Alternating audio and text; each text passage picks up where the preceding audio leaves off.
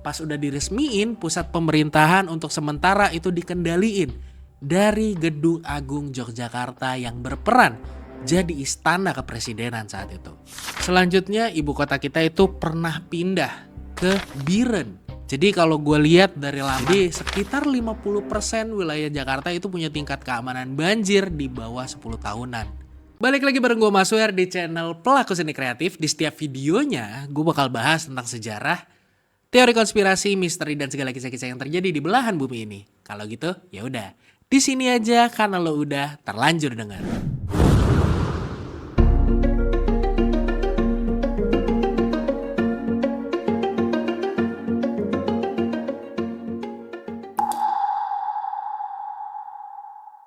Bor, kalau yang gue inget waktu gue belajar IPS itu gue ngafalin 28 provinsi di Indonesia.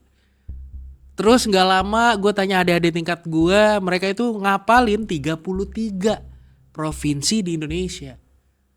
Dan gue pernah cerita-cerita juga sama nyokap bokap, mereka bilang dulu justru mereka cuma ngapalin 8 provinsi di Indonesia.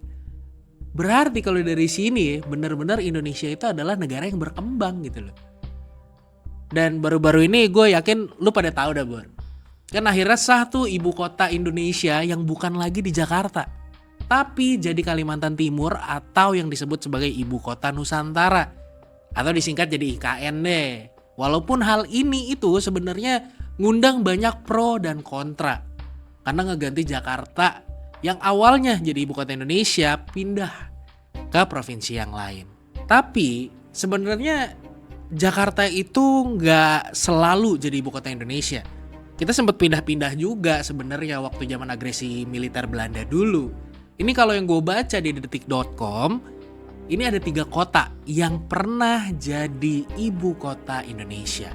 Abis proklamasi kemerdekaan Republik Indonesia di 29 September 1945, Nika yang udah masuk ke Jakarta dan di sisi lain masih ada sisa-sisa tentara Jepang yang belum ditarik. Kondisi ini ngebuat Jakarta itu jadi gak kondusif. Dan akhirnya di 2 Januari 1946, Sultan Hamengkubuwono IX waktu itu nyaranin biar ibu kota Republik Indonesia itu dipindahin sementara ke Yogyakarta. Dan sehari kemudian rombongan Presiden Soekarno ini tiba di Yogyakarta untuk proses perpindahan ibu kota. Nah, pas udah diresmiin, pusat pemerintahan untuk sementara itu dikendaliin dari Gedung Agung Yogyakarta yang berperan jadi istana kepresidenan saat itu. Dan Yogyakarta selama periode ini itu jadi pusat pemerintahan dan perjuangan melawan agresi Belanda. Presiden Soekarno dan Wakil Presiden Muhammad Hatta dan pejabat lainnya ada di Yogyakarta. Sebenarnya Yogyakarta dipilih itu karena beberapa alasan. Yang pertama karena keamanan. Jadi kalau lu tahu nih Bor, Yogyakarta itu ada di tengah pulau Jawa dan jauh dari kemungkinan serangan langsung dari Belanda yang waktu itu masih ngelakuin agresi militer. Dan yang kedua karena dukungan politik. Jadi Sultan Hamengkubuwono IX dari Yogyakarta itu ngedukung perjuangan kemerdekaan dan ngasih dukungan politik serta keamanan untuk pemerintahan Republik Indonesia.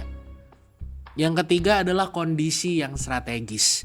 Jadi Yogyakarta ini punya posisi strategis yang relatif aman dari serangan laut ataupun udara. Dan merupakan pusat pendidikan juga budaya di sana.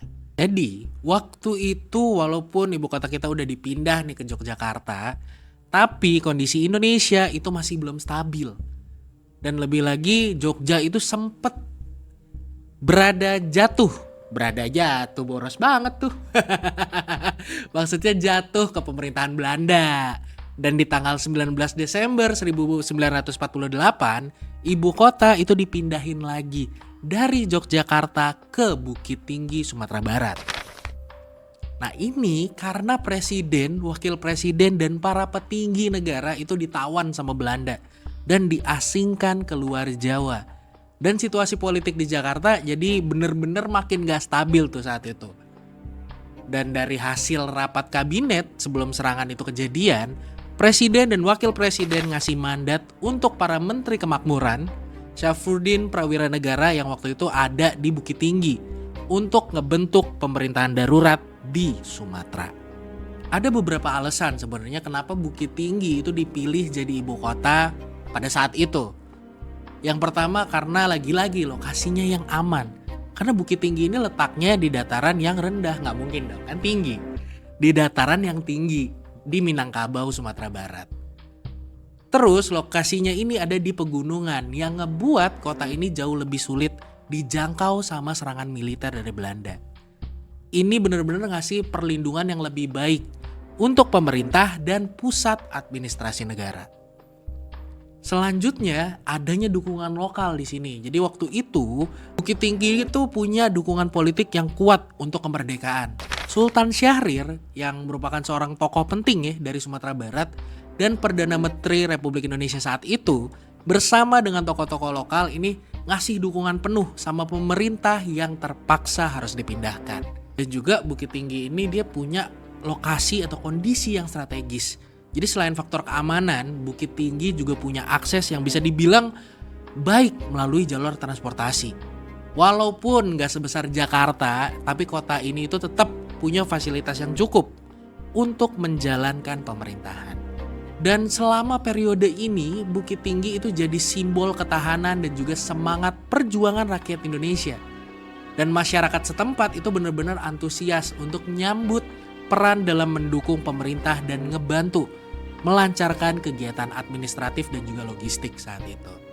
Jadi walaupun Bukit Tinggi ini harus menyerahkan statusnya sebagai ibu kota, setelah itu Bukit Tinggi itu tetap dikenang sebagai salah satu tempat bersejarah dalam perjalanan kemerdekaan Indonesia. Jujur nih, gue sebagai anak keturunan Minang, jujur seneng kalau mungkin saat itu ibu kota yang ada di Bukit Tinggi itu punya durasi yang lebih lama. Gue yakin Bukit Tinggi dan terutama Sumatera Barat ya, itu bakal punya perkembangan yang lebih cepat dan mungkin sekarang bisa nyamain daerah-daerah di Sumatera yang lain. Di sini gue nggak bilang di sana itu ketinggalan, enggak. Tapi mungkin dari infrastruktur, pergerakan ekonomi itu juga akan jadi lebih baik di Sumatera Barat. Karena kalau gue lihat nih yang gue tahu di Sumatera Barat, di Bukit Tinggi, itu kalau mau dibilang komoditas perkebunannya bagus. Kalau mau dibilang daerah tekstilnya juga bagus. Tapi balik lagi, itu pendapat gue, Bor. Lu pada setuju nggak? Kalau nggak setuju, komen aja di bawah ya. Selanjutnya, ibu kota kita itu pernah pindah ke Biren. Jadi kalau gue lihat dari laman Pemprov Aceh, dijelasin kalau Biren ini punya julukan sebagai kota juang karena perannya dalam mempertahankan kemerdekaan Republik Indonesia. Bahkan kalau menurut keterangan tokoh-tokoh setempat, Biren itu disebut pernah menjadi ibu kota Republik Indonesia yang ketiga walaupun durasinya cuma 1 minggu. Berarti kalau kayak kos-kosan mingguan ya ini ya. Tapi banyak juga cerita di dalamnya gitu. Jadi habis Yogyakarta jatuh ke tangan penjajah dalam agresi Belanda, dan dalam sejarahnya Aceh ini tepatnya di kota Biren itu pernah jadi ibu kota Indonesia selama 1 minggu sejak tanggal 18 Juni 1948. Dan pada saat itu Presiden Soekarno itu lagi berkunjung ke Biren dengan menumpang pesawat Dakota. Jadi pesawat udara khusus yang dipiloti Tuku Iskandar dan mendarat di lapangan terbang sipil Chot Gapu pada 16 Juni 1948. Jadi kedatangan Presiden Soekarno beserta rombongannya ini disambut ramah sama Gubernur Militer Aceh saat itu, yang namanya adalah Teku Daud Bereh. Gue nggak tahu nih penyebutan yang benar, kalau salah tolong dibenerin ya. Serta sejumlah tokoh ulama dan juga tokoh masyarakat. Dan setelah sampai malam harinya itu diadain rapat akbar di lapangan terbang Chot Gapu. Dan di dalam rapat akbar ini Presiden Soekarno itu berpidato yang tujuannya untuk membakar semangat juang rakyat di Karesidenan Biren. Jadi dalam rapat akbar tersebut Presiden Soekarno itu berpidato yang tujuannya untuk ngebakar semangat juang rakyat di Karesidenan Biren. Dan waktu itu Belanda itu sebenarnya masih terus berusaha untuk menduduki Indonesia lewat agresi militer Belanda pertama di tahun 1947 dan agresi militer Belanda kedua di tahun 1948. Dan selama 1 minggu Presiden Soekarno di Aceh, pusat pemerintahan Indonesia itu secara nggak langsung juga dikendaliin secara sementara di Aceh, tepatnya di Biren ini. Jadi dipilihnya Biren sebagai ibu kota sementara itu bukan cuma karena daerah ini yang paling aman, tapi juga karena ini adalah daerah pusat kemiliteran yang ada di Aceh. Dan selain itu, kota Biren juga punya letak yang strategis. Jadi bisa dimanfaatin nih untuk ngatur strategi militer untuk ngeblokade serangan Belanda di Medan, area yang sudah menguasai Sumatera Timur. Tapi cerita tentang Biren ini yang jadi ibu kota itu sebenarnya masih jadi perdebatan ya. Karena apakah saat itu Presiden Soekarno cuman sekedar mengadakan kunjungan biasa atau sedang menghindari pengejaran pasukan Belanda. Yang terakhir dan yang baru-baru ini disahin juga, setelah masa perjuangan Indonesia melawan agresi Belanda dan bergonta-ganti ibu kota sementara, akhirnya ibu kota pun kembali ke Jakarta. Dan setelah sekian tahun berlalu, saat ini Indonesia itu lagi-lagi pindah ibu kotanya.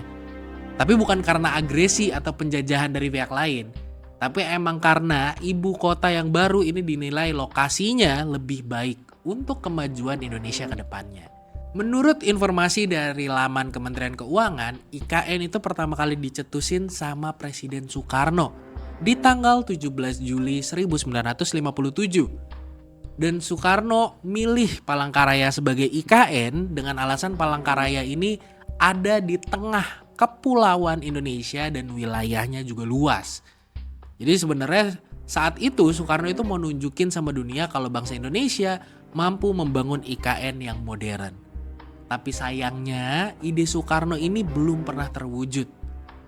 Dan sebaliknya Presiden Soekarno itu netepin Jakarta sebagai IKN Indonesia dengan Undang-Undang Nomor 10 Tahun 1964 tanggal 22 Juni 1964. Dan pada era Presiden Susilo Bambang Yudhoyono, wacana pemindahan IKN ini muncul lagi nih karena kemacetan dan banjir yang melanda kota Jakarta. Abis itu baru serius digarap sama Presiden Jokowi. Dan pada tanggal 29 April 2019, Jokowi akhirnya mutusin untuk mindahin IKN keluar Pulau Jawa dan dicantumin dalam rencana pembangunan jangka menengah nasional. Menurut data yang gue kumpulin dari kompas.com, jadi ini adalah alasan kenapa ibu kota Indonesia itu akhirnya dipindahin. Yang pertama, penduduk di Jawa itu sekarang terlalu padat. Jadi alasan utama pemindahan ibu kota negara ini adalah beban Jakarta dan Jawa yang udah terlalu berat. Jadi kalau kita lihat dari survei nih penduduk antar sensus atau SUPAS pada 2015 nyebutin 56,56% penduduk Indonesia itu terkonsentrasi di Pulau Jawa. Sedangkan di pulau lainnya, persentase penduduk di Indonesia itu kurang dari 10%, kecuali Pulau Sumatera, yaitu cuma sebesar 22,1%. Yang ketiga alasannya karena krisis air bersih. Jadi alasan lain dari pemindahan ibu kota negara itu karena ketersediaan air bersih. Jadi kalau kita lihat dari data Kementerian Pekerjaan Umum dan Perumahan Rakyat atau PUPR 2016, Jawa dan Bali itu punya krisis air yang cukup parah. Kondisi paling buruk itu ada di daerah Jabodetabek dan juga Jawa Timur. Cuma sebagian kecil dari Pulau Jawa yang punya ketersediaan air yang masih sehat, yaitu di wilayah Gunung Salak sampai ujung Kulon. Alasan selanjutnya kenapa ibu kota itu dipindah keluar dari Pulau Jawa itu karena konversi lahan terbesar itu terjadi di Pulau Jawa. Jadi Pulau Jawa ini ngalamin konversi lahan terbesar di antara gugus pulau lainnya yang ada di Indonesia. Jadi hal ini diperkirain akan berlanjut sampai bertahun-tahun ke depannya. Dan juga pertumbuhan urbanisasi itu benar-benar tinggi. Jadi yang jadi alasan lainnya pemindahan ibu kota adalah pertumbuhan urbanisasi yang terlalu tinggi. Dengan konsentrasi penduduk terbesar ada di Jakarta dan Jabodetabek. Yang terakhir, ini yang menurut gue alasannya benar-benar kelihatan ya, kita semua tahu. Karena ancaman bahaya banjir, gempa bumi, dan juga tanah yang turun. Jadi sekitar 50% wilayah Jakarta itu punya tingkat keamanan banjir di bawah 10 tahunan. Yang mana idealnya kota besar itu harusnya punya tingkat keamanan banjir minimal 50 tahunan.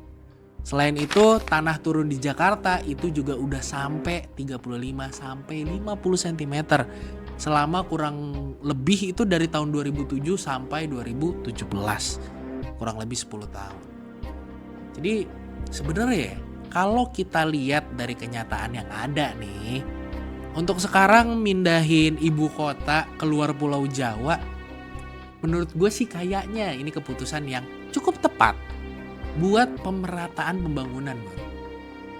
Jadi walaupun nantinya wilayah administratif dan juga pusat ekonomi itu tetap adanya di Jakarta, tapi ibu kota yang ada di Kalimantan ngebuat ketika salah satu daerah itu ngalamin keterpurukan atau ada hal yang nggak bisa dihindarin, itu masih ada daerah lain yang bisa nopang berdirinya Indonesia. Kalau gue sih jujur setuju ya. Kalau lu gimana, Bor? Komen di bawah. Itu tadi bahasan kita buat hari ini. Jangan lupa komen di kolom komentar di bawah, like dan subscribe channel Pelaku Seni Kreatif. Tungguin video terlanjur dengar selanjutnya. Kalau gitu, gua Mas Wer cabut. See you on the next discussion.